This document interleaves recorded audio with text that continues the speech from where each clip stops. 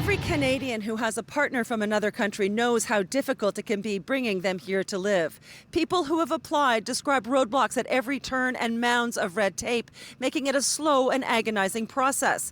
But since the pandemic, it has become even more frustrating, leaving families wondering when they will ever be together again. So I went into it knowing it was going to be a long process, but I didn't anticipate it to be this long. COVID has totally put a wrench in it. Jody Barker met her husband Anthony while they were working in the States. They fell in love and had a baby girl, Faye, in 2017. They were married a year and a half later, and Jody applied for permanent residency for her husband a few months after that. It has now been nearly 16 months. She tells me they've submitted every form multiple times and jumped through every hoop, from biometrics to criminal and health checks, and still no word when their application will be finalized. We've basically already created a family. We just can't be together. We just get frustrated knowing that there's literally nothing we can do. Jody Barker is part of a Facebook group for people in similar situations, some of whom have been waiting for 2 years or more. She has also added her voice to a petition begging the federal government to make this process easier. It started just days ago and already has more than 2,000 signatures.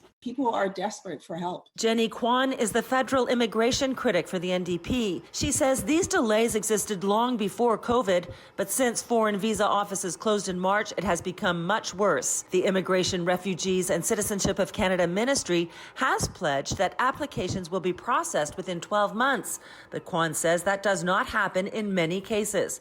What she's pushing for is the federal government to give families who are trying to reunite special dispensation to be together here while they wait for approval.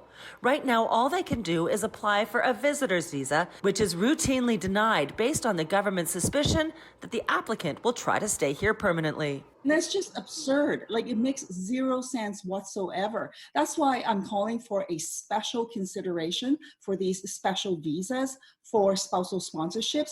Yes, recognize that people are trying to come and reunite permanently. That's why they have a spousal application in. And in the meantime, in order to keep families together and not divide them and keep them apart, provide a special visa to them while they process the application. Otherwise, expedite the application. Get it done quickly. Jenny Kwan says her recent letter to the Immigration Minister Marco Mendicino about this matter has not received an answer. In a statement sent to CityNews, the ministry said steps have been taken to try to make the process simpler, and they continue to explore new ways to bring families together in spite of COVID restrictions.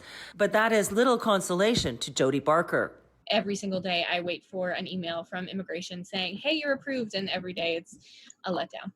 Families need to be together. Like, this is not the time to separate families. Jenny Kwan says time is of the essence for many people, including applicants whose passports are about to expire. She says many come from countries where it's not easy to renew them. So even if they do get approved, they still may not be able to come here to Canada. I'm Pam Seidel, City News.